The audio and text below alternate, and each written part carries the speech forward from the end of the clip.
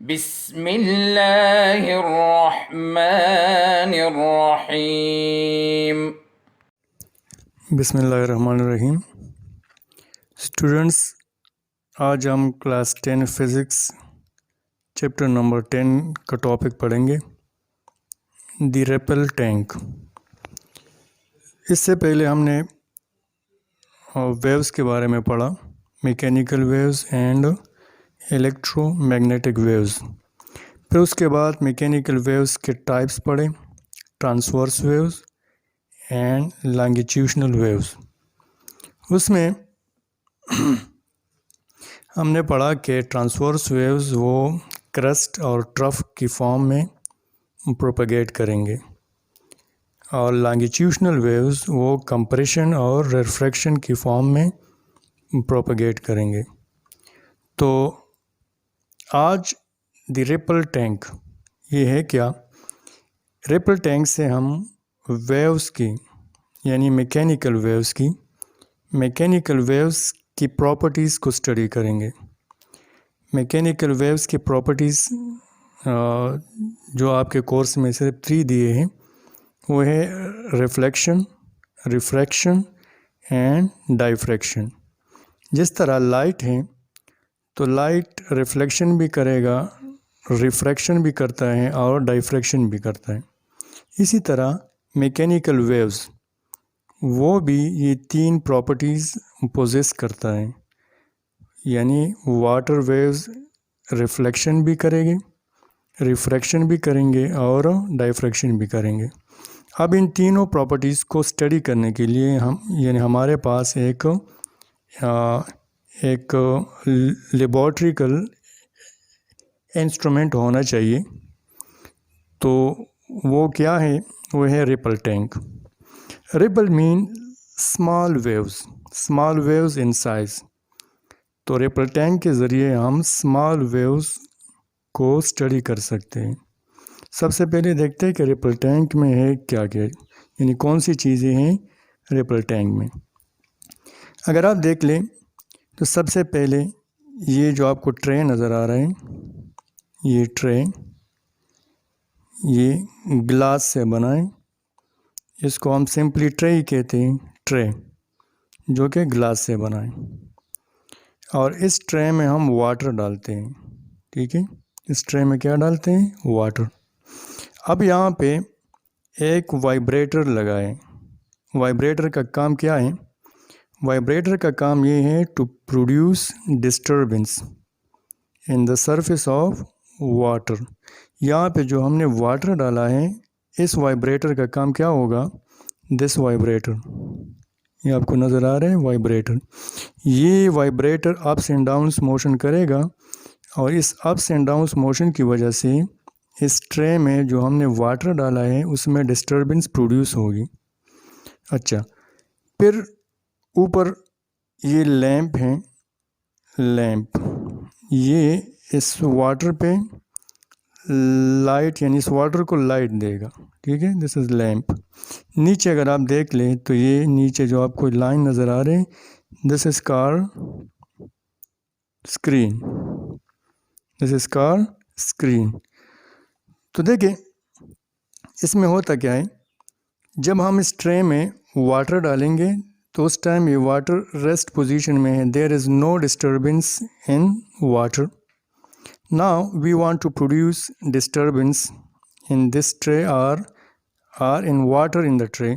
جو واٹر اس ٹرے میں ہے اس میں ہم ڈسٹربنس پروڈیوس کرنا چاہیں گے۔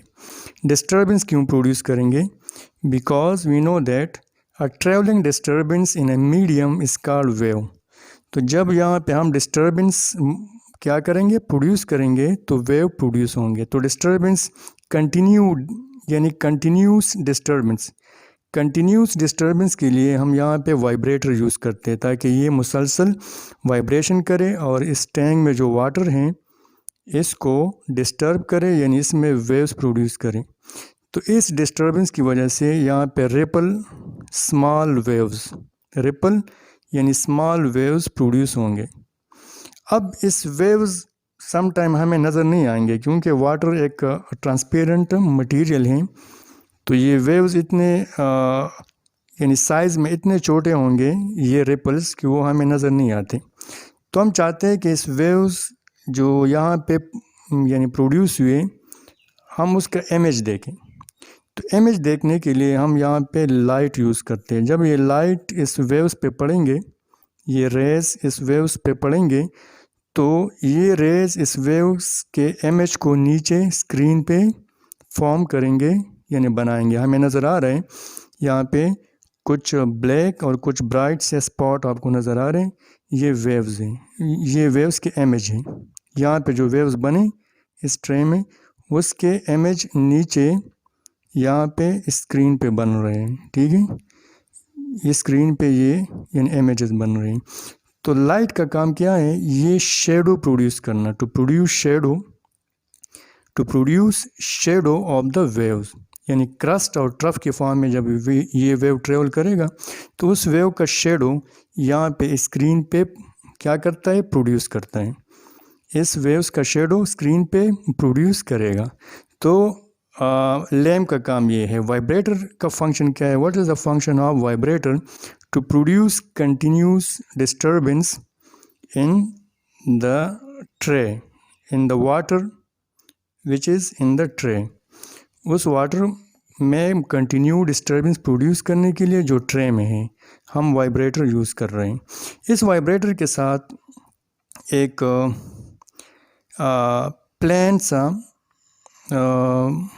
یعنی راڈ لگا ہے، پلین راڈ. یہ پلین راڈ کیا کرے گا؟ یہ اس واٹر میں بالکل اسٹریٹ ویوز پروڈیوس کرے گا.